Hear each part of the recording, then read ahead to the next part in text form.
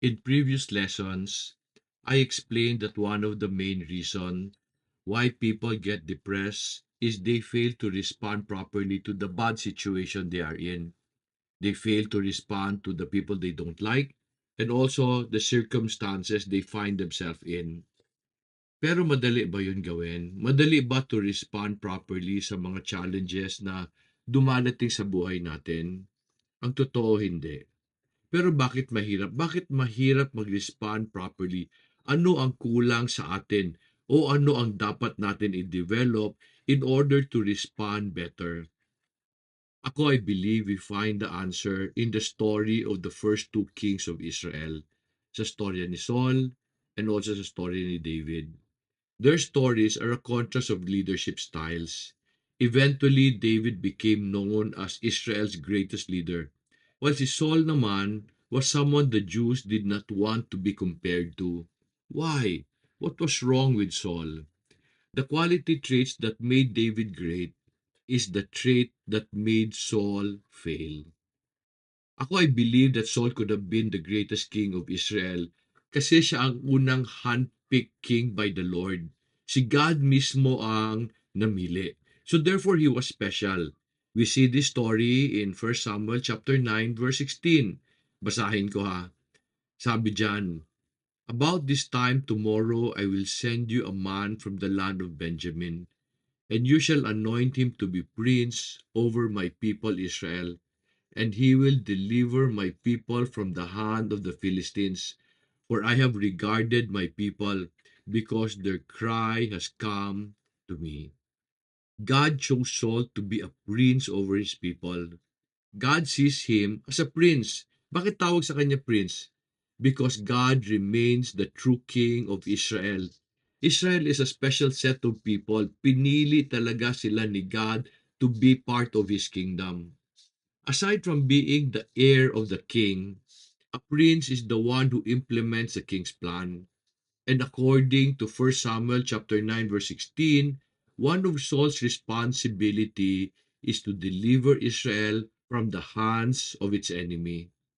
In 1 Samuel chapter 15 verses 1 and 2, God gave Saul an important duty. Kasi nga siya ang prince ni God, siya ang taga-implement ng gusto ni God mangyari. Ito yung command. Let me read verse 1. Then Samuel said to Saul, "The Lord sent me to anoint you as king over his people, over Israel. Now therefore, listen to the words of the Lord. Thus says the Lord of hosts, I will punish Amalek for what he did to Israel, how he set himself against him on the way while he was coming up from Egypt." Bakit gusto ni God i-punish ang mga Amalekites? In fact, ang instruction is to utterly destroy them. I will show you that mamaya. Kaya galit na galit si God sa Amalekites. Kasi when Israel was coming out of Egypt, you have to remember, they were not yet a strong nation. They were a group of people who were slaves in Egypt. So they were weak as a group. Kaya nga ang gulo-gulo nila and ang daming problema ni Moses sa kanila because they were just slaves.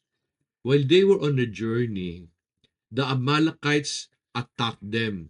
Maski Moses pleaded na wag nila gawin because they were just passing through. The king of the Amalekites during that time decided to destroy these people because they were afraid of Israel also. Kasi ang dami nila. They had 600,000 men. So God was very angry with the Amalekites that he told Saul to destroy them completely. And we see this command in verse 3 of 1 Samuel 15. Sabi diyan, "Now go and strike Amalek and utterly destroy all that he has, and do not spare him, but put to death both man and woman, child and infant, ox and sheep, camel and donkey." Parang sinasabi, wala kang iiwan, maski hayop nila, papatayin mo. So King Saul went out to attack the Amalekites, and he destroyed its army. However, Saul decided to spare the king and the best of the animals. Ang binigay niya na rason kaya niya in-spare sila is kasi he will offer them as a sacrifice to the Lord. Tingnan natin kung ano nangyari when Samuel confronted Saul for not completely destroying the kingdom of the Amalekites. Sa verse 19, we read yung complaint ni Samuel. He said, "Why then did you not obey the voice of the Lord, but rush upon the spoil and did what was evil in the sight of the Lord?" Then Saul said to Samuel, "I did obey the voice of the Lord and went on the mission on which the Lord sent me, and have brought back Agag the king of Amalek, and have utterly destroyed the Amalekites.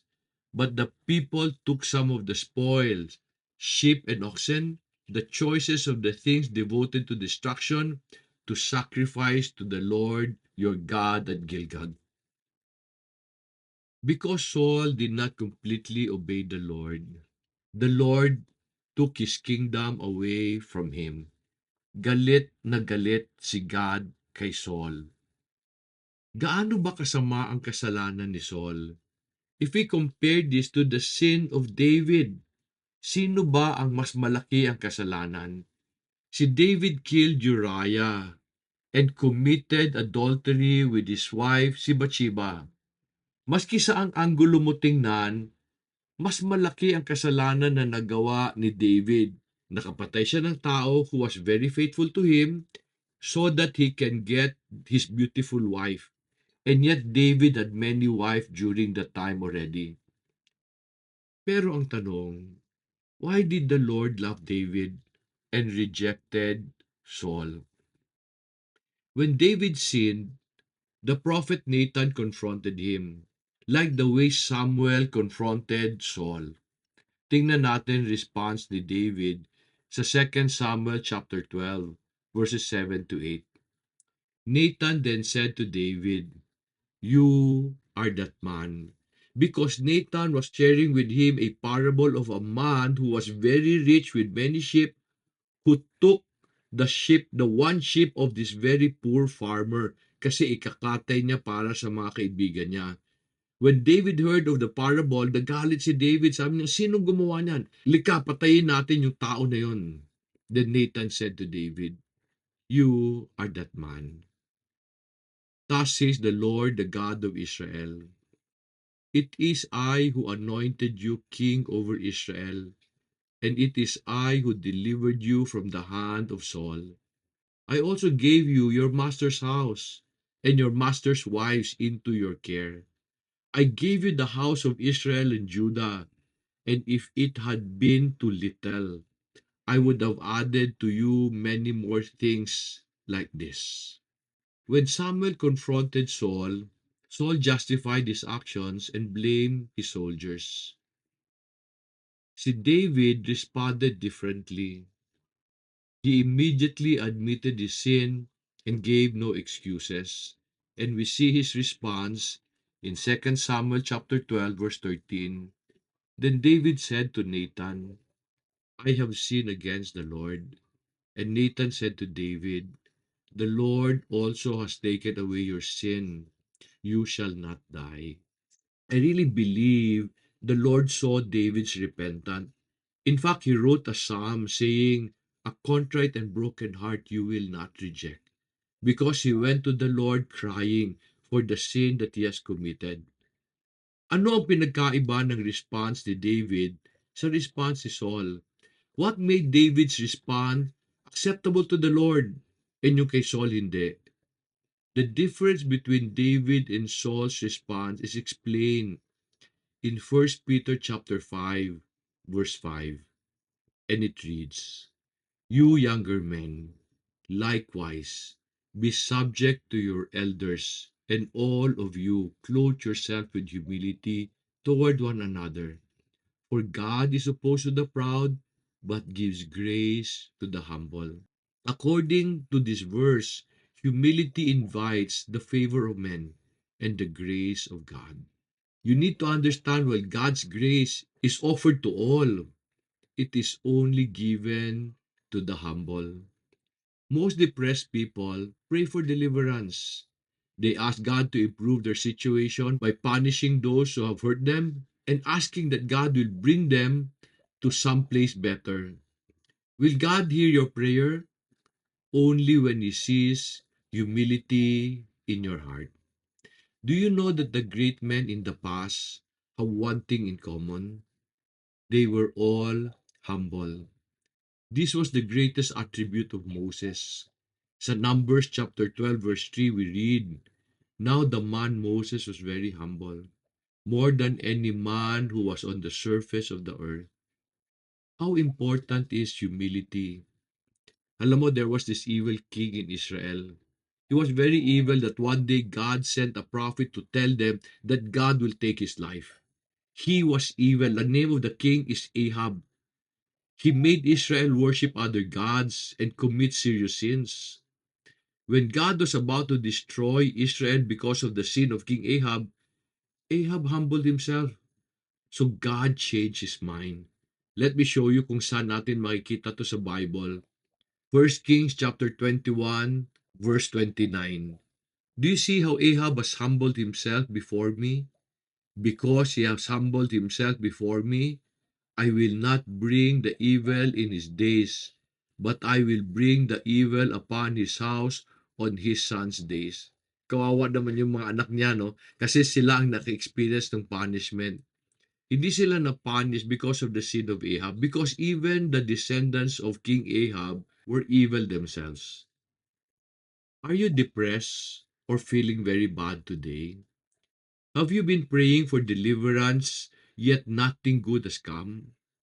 Is it possible that God does not hear because there is arrogance in your heart? According to Second Chronicles 7 verse 14, God will only hear our prayer if we humble ourselves and seek His face. Let me read that verse. Sabi ni God kay Solomon, "And when my people who are called by my name humbles themselves and pray and seek my face and turn from their wicked ways, then I will hear from heaven, will forgive their sins, and will heal their land." To seek the Lord's face is to want what He wants for you. Kaso lang most of the time, baliktad parati ang prayer natin. In the Bible, God said, "If you love me, you will obey me." But most people will go to God and say, "Lord, if you love me, ako naman ang i-obey mo. Gawin mo yung gusto ko. Gusto ko baguhin mo silang lahat.